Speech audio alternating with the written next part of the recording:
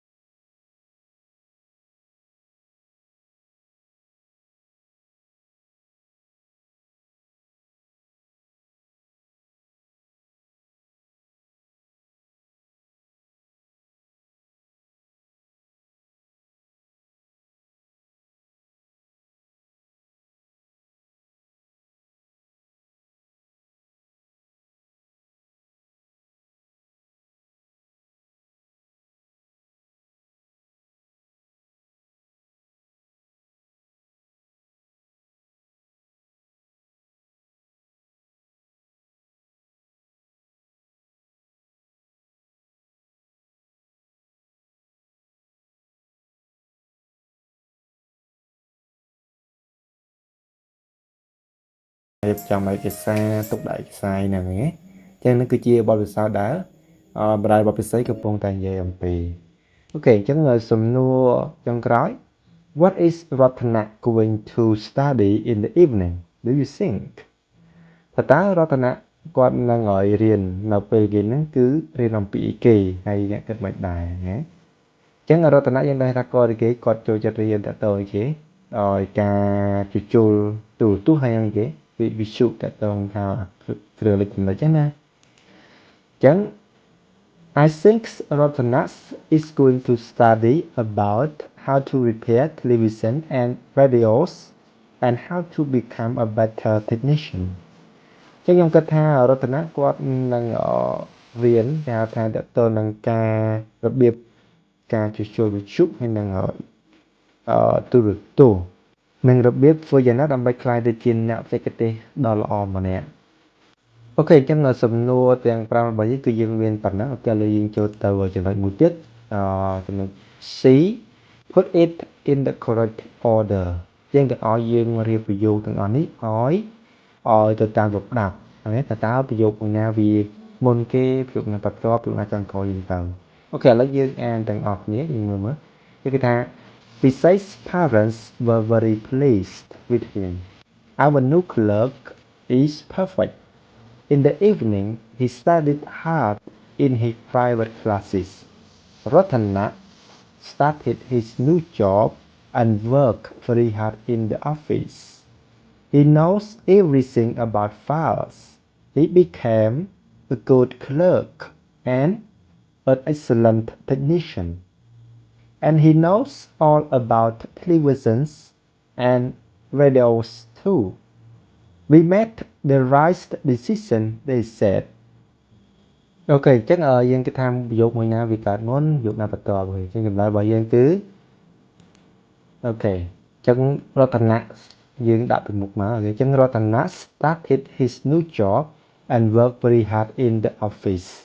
បន្តមក in the evening he studied hard in his private classes តមកទៀត besides parents were very pleased with him our new clerk is perfect he became a good clerk and an excellent technician we made the right decision they said he knows everything about files and he knows all about televisions and radios too ចឹងគេថារតនៈហ្នឹងគឺគាត់ចាប់ផ្ដើមការងារថ្មីរបស់គាត់ហើយខិតខំធ្វើការងារខ្លាំងមែនទែននៅក្នុងការិយាល័យហ្នឹងហើយនៅពេលល្ងាចគាត់បានជារៀនការថាបន្តទៀតជាមួយនឹងការថាថ្នាក់រៀនឯកជននៅពេលល្ងាចហ្នឹងហើយម្ដាយរបស់ពិសីគឺគាត់មានអារម្មណ៍សប្បាយមែនទែនជាមួយនឹងរតនៈហើយគាត់ថារតនៈហ្នឹងមានថាលេខាថ្មីរបស់គាត់ហ្នឹងគឺអស់គឺគេថាល្អមែនតើ perfect គឺល្អចាស់មែនតើមានន័យថារតនៈហ្នឹងគាត់ខ្លាយជាគេថាលេខាដ៏ល្អម្នាក់ហើយនឹងអ្នកបច្ចេកទេសដ៏អស្ចារ្យម្នាក់ឃើញទេហើយពួកគេបាននិយាយថាពួកគេបានសម្រេចចិត្តត្រឹមត្រូវដែររើសឲ្យរតនៈមកធ្វើជាលេខាថ្មីអញ្ចឹងណាដោយសាររតនៈគាត់ដឹងឲ្យអ្វីគ្រប់យ៉ាងអំពីសំណុំឯកសារនឹងតើឯកសារណានៅណាឯកសារមួយណានៅណាអញ្ចឹងគាត់ដឹងអស់ហើយគាត់ដឹងតកតងនឹងឲ្យអំពី